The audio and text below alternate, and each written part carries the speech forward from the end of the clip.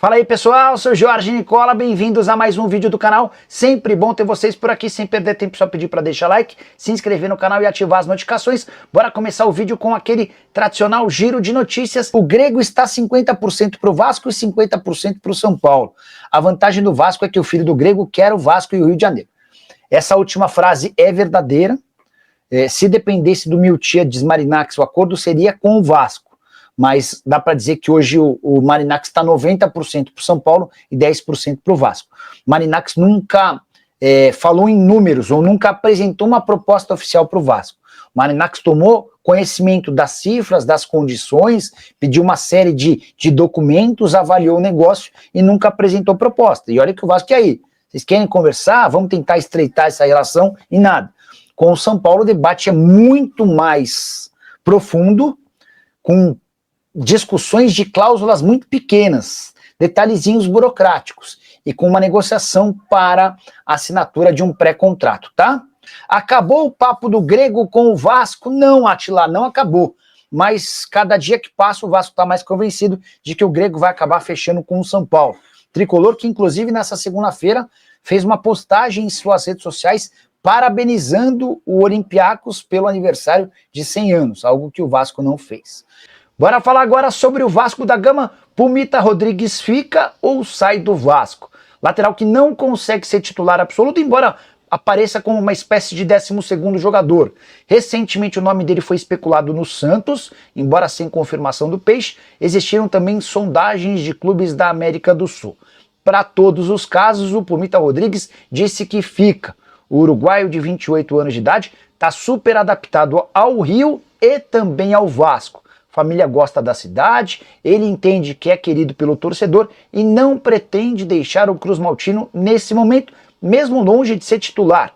Nos últimos 5 jogos, ele nem entrou em 2 deles. Nos outros 3, saiu do banco de reservas. Temporada atual de 9 jogos e 1 assistência, só conseguiu ser titular em 2 oportunidades. A pergunta que eu deixo para você, torcedor do Vasco: você preferiria que o Pumita ficasse ou fosse negociado? Já usa o espaço para comentário e registra a sua opinião. Combinado?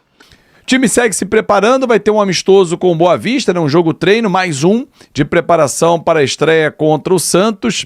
Adson e Coutinho vão jogar contra o Santos, tudo correndo como planejado. O Adson vai ser relacionado, deve entrar alguns minutos. Lloyd, Garré, Nuno ganhando mais minutagem durante a semana, trabalho melhor elaborado para eles também, até de adaptação. O calor deu uma diminuída no Rio de Janeiro, então são jogadores que vão ficar à disposição. Aliás, o Carille deu uma entrevista para a TV Globo e falou sobre os reforços, disse inclusive que não tem necessidade mais de contratar ninguém. Ele enxerga esse elenco como qualitativo na avaliação dele e ele tem jogadores de qualidade realmente. Agora o Carille vai ser cobrado mais ainda pelos resultados e principalmente pelo desempenho, né? Por apresentar um repertório de jogadas, porque agora ele tem opções. Ele vai olhar para o banco e ele tem para um lado o Nuno, tem o Garré, tem o Adson que está voltando, tem o Lloyd, ele pode botar Nuno ou Garré por dentro, então ele tem opções, tem variações. Tem o Maxime que segue no Vasco da Gama, tem o Payet que segue também no Vasco. Aliás, ontem, durante o nosso Na Conta, teve gente falando assim: o Vasco não vai punir o Payet. Gente, não tem nenhum cabimento uma punição ao Payet, não fez nada para o Vasco. O problema é com a família dele e o Vasco tem nada a ver com isso, né? Não cabe nenhuma punição, isso aí não existe. Bom, então é isso. Esse jogo treino é mais uma preparação para o jogo com o Santos, dia 30 em São Januário. Bom, vamos falar sobre a pesquisa que foi encomendada pelo Infomoney e que apresentou um resultado. Vamos lá, deixa eu até olhar aqui os números, cara. Flamengo, 24,8% da população brasileira. Corinthians, 19,4%. Palmeiras, 8,1%. São Paulo, 7,7%. Aí você pergunta, cadê o Vasco? Quinta posição, 4,8%. Bem colado ao Grêmio, 4,4%, e o Atlético Mineiro com 4%. Há a margem de erro de 2 pontos percentuais, então o Vasco está até empatado com o Santos, tem 3,1%. Não pode ser sério isso, né, torcedor? Mas o Instituto é sério, não estou dizendo.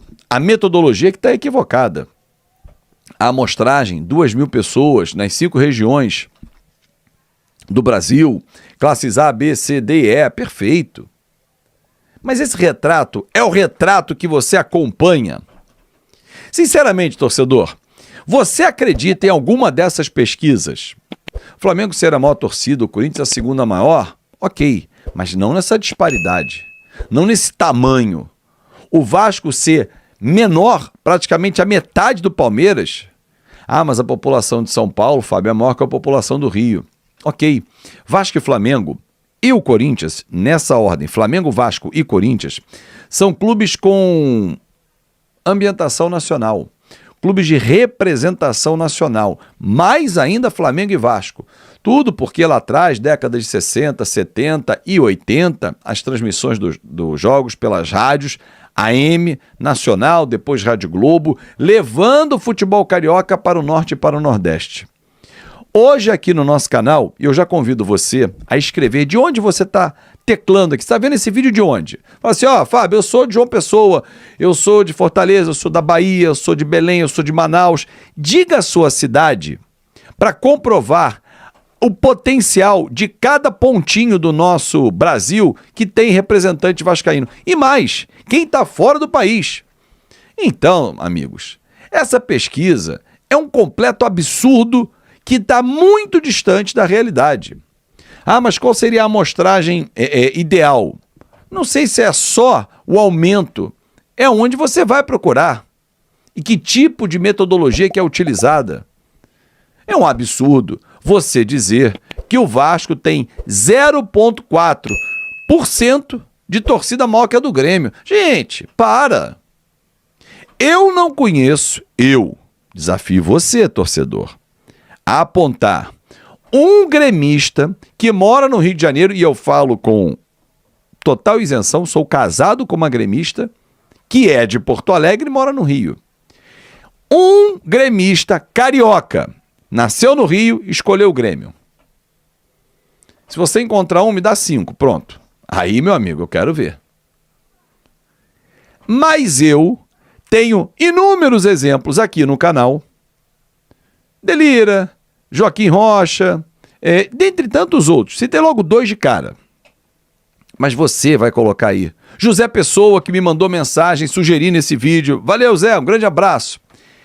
De torcedores que não nasceram no Rio de Janeiro e são Vasco e o time local. Delira é Vasco e Botafogo, que é o Belo da Paraíba. O Joaquim é Vasco e América de Natal. E por aí vai. Não estou falando daquele carioca que deixou o Rio de Janeiro e foi morar fora. Não! Estou falando daquele nordestino, o morador da região norte, o nascido na região norte, o manauara, o paraense, que não é carioca. Mas ele adotou o time do Rio de Janeiro como seu time de coração. Esse fenômeno é somente do Vasco e do Flamengo. O Corinthians vem atrás. Olha só. O Vasco tem 42% da sua torcida no Rio, 58% fora. E na representação dos 58% em todas as capitais. Isso não sou eu que estou dizendo, não. É a pesquisa que tem, tá? Agora, essa representatividade é que eu questiono o tamanho dessa representatividade. Você vai em Santa Catarina, por exemplo, tá assim de vascaíno. No Nordeste, em qualquer estado, tá assim de vascaíno. Quer um exemplo? Toda vez que o Vasco vai jogar fora, como é a recepção no aeroporto ou no hotel? Argentino Bueno, membro aqui do nosso canal de Varginha, mandou vídeos, eu coloquei aqui no ar já e fotos, mais de 200 torcedores do Vasco, tem uma torcida organizada em Varginha. Varginha. Não estou nem falando de Belo Horizonte. Bom, gente, esquece. A paixão é nacional. E por onde o Vasco passa, vem todo mundo atrás, irmão. Agora, a quem interessa dizer que o Vasco não é desse tamanho? É isso que se tem. A pesquisa tem que ser por aí. Agora, a minha conclusão é: o sistema, há muitos anos, joga contra o Vasco. O Vasco não favorece com seus resultados de campo. E entendo que hoje São Paulo e Palmeiras, e nos últimos 20, 30 anos, tem mais representatividade e forma novas gerações porque conquistam títulos. E o Vasco não. Principalmente Palmeiras. O que leva uma torcida a crescer? O amor de pai para filho. Saiu vascaíno, dá inúmeras amostras, né? Títulos.